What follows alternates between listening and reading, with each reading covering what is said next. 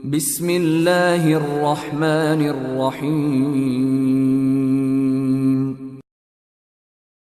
Sa ngalan ng Allah, ang mahabagin, ang maawain. Marahil, maaring bago sa mga pandinig ng hindi Muslim, ngunit kung magbabasa lang sila sa wikang Semetiko, ang wikang Semetiko at ito ang wikang Arabic, Hebreo at Aramaico at iba pa. Ang mga scholar ng iba't ibang relihiyon, kanilang matutunghayan sa Biblia na ang sinasamba ng mga Muslim, ang mga scholar ng mga ibang relihiyon, kanilang matutunghayan na ang Allah na sinasamba ng mga Muslim ay siya ring Diyos na sinasamba ng lahat ng propeta katulad ni na propeta Adan, propeta Ibrahim, Moises, Adan, Enoch, Isaac, Juan Bautista at iba pa. Sa Biblia, mababasa na si Jesus ay nagdasal at nagsumamo, Eli, Eli, lama sabachthani. Mababasa sa Biblia sa Mark 15:34. Ang ibig sabihin ng Eli, Eli, Diyos ko, bakit ninyo ako pinabayaan? Ang Eli na tinatawag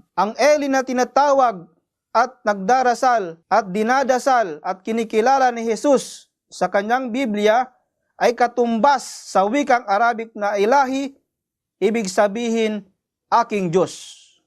At maging ang Elohim ay matutunghayan sa Biblia sa wikang Hebreo ni Propeta Moises, alalahanin sa wikang Arabic at Hebreo, ang I am sa dulo ng Elohim ay isang salitang paggalang. Katulad sa Pilipino, kung ginagamit ang kayo at inyo bilang paggalang sa matatanda. Kaya't ang ilahi, Eli at saka Elohim ay hindi tatlong katagang magkakaiba ng kahulugan, kundi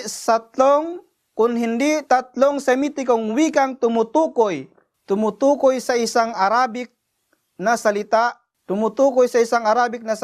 na naugnay sa tanging nag-iisang Diyos. Ang salitang Allah ay pinatili upang bigyang pagkakaiba ang natatanging Allah at ang kanyang nilikha.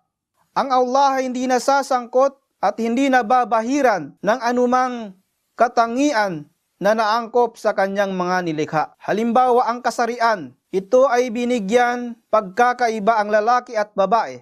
Ang kasarian na hindi maaring taglayin ng tunay na Diyos. Ang Allah hindi maaring masasangkot sa pangmaramihan. Katulad sa wikang Ingles, katulad ng salitang God sa wikang Ingles, kung ito ay dinadagdagan ng letrang S sa dulo, ito ay magiging gods, na ang ibig sabihin ay maraming Diyos.